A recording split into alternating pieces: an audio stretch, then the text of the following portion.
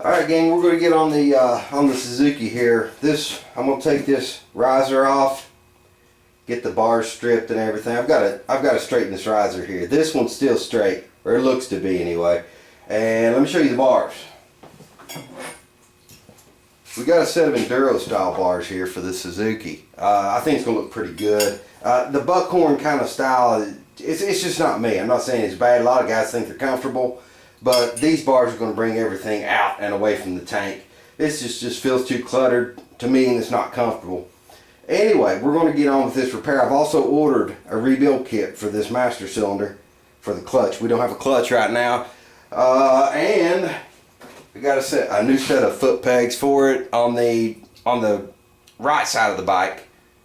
The right side peg was torn off, so we're going to replace both of them with a matching set. Anyway, stay tuned. We're going to get after it. Alright gang, what I started doing was getting the little decorative buttons. I guess they dress it up. These push-in plastic buttons, they look like chrome. I'm getting those off. I'm going to go ahead and get rid of this mirror because I'm going to replace it with a new set. And it'd be a little harder to get this mirror off of this mount with it off the bar. So I'm going to go ahead and get it off of here. And then we'll remove the rest of the hardware, get these bars stripped and ready for the new ones. Alright gang, what I'm using is a 5.5 millimeter Allen wrench to get the clutch control off. I'm going to go ahead and just stick the bolts back in here. That's one less piece I'm going to have to, or a few less pieces I'm going to have to keep track of until I put everything back together. Lay that aside. I don't have the tank covered because the tank is getting completely repainted. I've got my little 12 volt impact. I'm going to get the screws out of the rest of the controls on the left side. I'm going to follow suit. I'm just going to stick the screws back in here. Alright, we're going to carry on and get the rest of the grip off of it.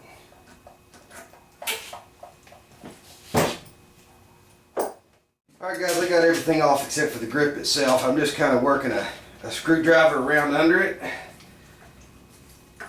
I've got just a little bit of adhesive on there.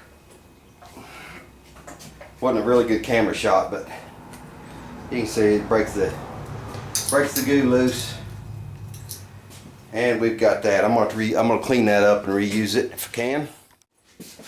All right, gang, I pretty much got the bars stripped there. Trying to get these decorative buttons off.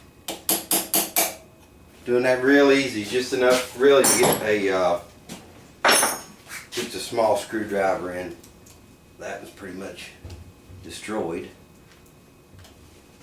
The inner part of the button stayed in the Allen head. I'll have to dig out. Alright guys, this is just a note for those out there who might not really work on bikes every day and might be stumped by that breaking off in there. I'm just taking that little screwdriver and tapping it down in that Allen head and working that piece of plastic out.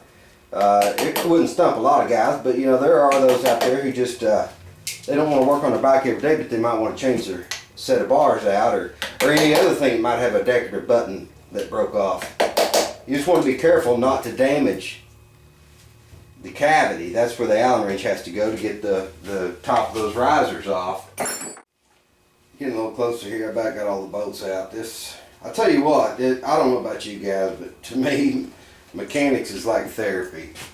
If I'm feeling aggravated, or I'm getting a little bit of cabin fever, honestly, because I fired back up the home improvement business. I got out of it for like 20 years, but it's got slow.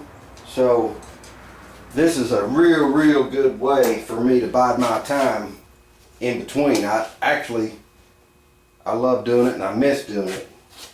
It's funny how life can change. You get in another direction in life and you find yourself in a place you never thought you'd be again. Anyway, there are the bent bars Now I need to get this riser off. I'm pretty confident that I can straighten this. I'm gonna have to move the camera around to this side, I believe. Let me take a peek. Yeah, I'm gonna have to move around to this side and we'll work on getting this riser off. Alright, I got the camera moved around there where I think you can see what's going on. I've got a 14mm wrench here and an Allen wrench on top of the tree. Tell you what, I don't want to scar the fork here, so I'm going to put that wrench right there. I said before I was going to try to straighten this in the vise. I'm going to take it to the press and try to straighten it. I think the press will do that. Unless it breaks it. Sometimes things that are bent that don't straighten real well. Depends on what they're made of, what type of metal. Okay, I got it broke loose. I just took a crescent wrench real quick and put on there. It's not always the best tool to use. Actually, crescent wrenches aren't my favorite. Of just being lazy, I suppose. I think what I'm going to do is get a 14mm on a socket. 14. Okay, let's get a deep well 14mm and see if we can get this guy the rest of the way off. There we go. We'll pick it back up when we have this thing at the press. Found out some, I guess, good news. I took this part of the riser and I was looking for where it was bent. I thought it would be bent in here somewhere. And I rolled it on a true surface and it rolled out perfect. I guess all it had really done was stress the rubber mount. So I'm going to try to put it back in there and see what it looks like. Okay, I'm going to dab just a little bit of anise in here. There's a lot of corrosion between the Allen screws and the risers here. So I'm just dabbing a little bit of anise. I'm going to clean up all the excess with the towel. But hopefully that'll keep those from seizing in the future. It's not something that you normally have to mess with on your bike, but if somebody does, me, or if I decide to keep it or sell it or whatever, something I won't have to fool with in the future. Went ahead and cleaned up all the Allen screws, and we'll start topping it off here. These rubber compressions were stuck up in the handlebars and I couldn't get them out. I'm having to retrieve them the hard way. You can see, well, let me get the camera loose so you can see here. Maybe I can just lift it up. I don't know if you can see down in there, there's one of those compression fittings and it's rusted and stuck. So we're trying to get that out of there. Let's see. I got the other one out. What I had to do is take a file and get all the rust out of here and take some PV Blaster. And then I took, let's see if I can find it, coat hanger. I used a piece of coat hanger and I bent the end on it, stuck it through the hole and it popped out. So I've got to retrieve this other one and we're going to start installing all the controls back on the new bars and get those adjusted where they ought to be. Alright gang, I cleaned that out with the file. There it is. Worked perfect. What this does, obviously, most of you guys will know this, but for those who don't, that pushes up in the bar, and when you tighten this screw, it puts pressure against that, and it grabs the inside of the bar to where this doesn't come out. That's what's going on. Anyway, I'm going to get, I've got to get the nut out of there. There's a nut rolling around that goes in behind here. I'll get that out of there, and we'll start getting this bike put back together. I found all of the bushings that I needed, or the rubber compressions that I needed. I got all those gathered up. It just consisted of this bottom rubber piece that goes against here. This, when I tighten this screw, this is going to swell and that's going to keep this in place. This is rubber collar that goes up here. I'm going to get a little bit of 3M weather strip adhesive.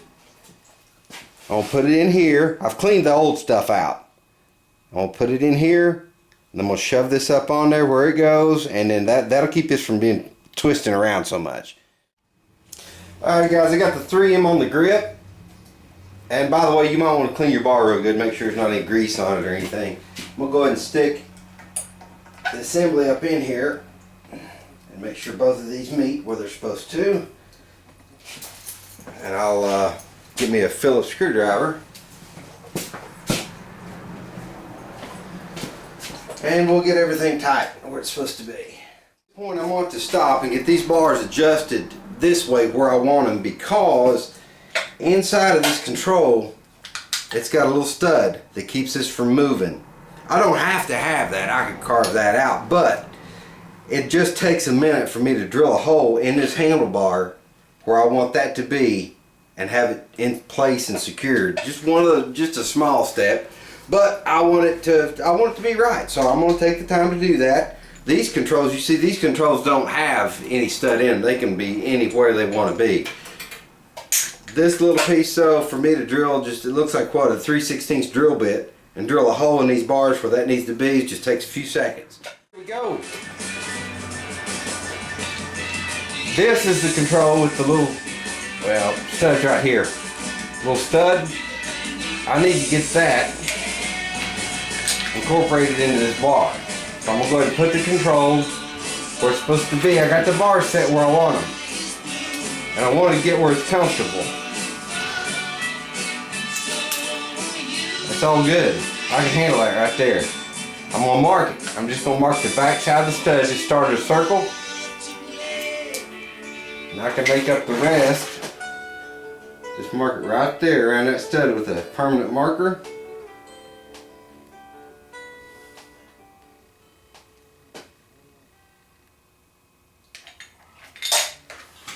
Now I can go ahead and drill a hole on the back and get everything mounted. Got my mark, got my center punch.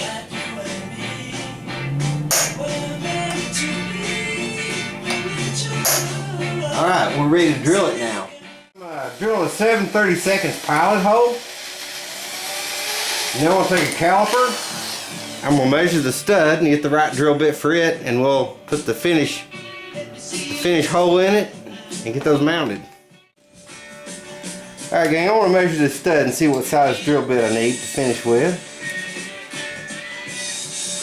Just using a caliper, you can eyeball it if you wanted to. I'm going to go ahead and get the bit, finish it off, and we'll be that much further ahead. We're ready to set this. I got the hole drilled. I want to go ahead and get the ball end of that cable. Well, I need to get it up here first. Okay. Now we'll get it set in the hole that I made for the stud. There we go.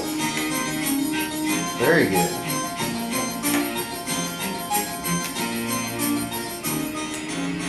Now all I do is get screws in it. Alright gang, that's pretty much a wrap. We got the bars on, everything is cool. I got them all adjusted in, the controls are on. I don't know, to the average dude out there that doesn't do mechanic work, you can do this, you know. It's not a hard thing. It's not as easy as just taking a set of bars off and putting another set on, but if you go take your time and drill the holes, you know, for the studs, that's the hardest part about it, is just getting the holes drilled in the bars to where you can mount your controls without cutting the studs off. At any rate, that's it. The bars are on. We'll carry on. I'm not going to do it today, but we still got the pegs, foot pegs to put on. Then there's a lot of work to do on this bike. New seat. I'm going to get rid of that. I'm going to get rid of this pad here.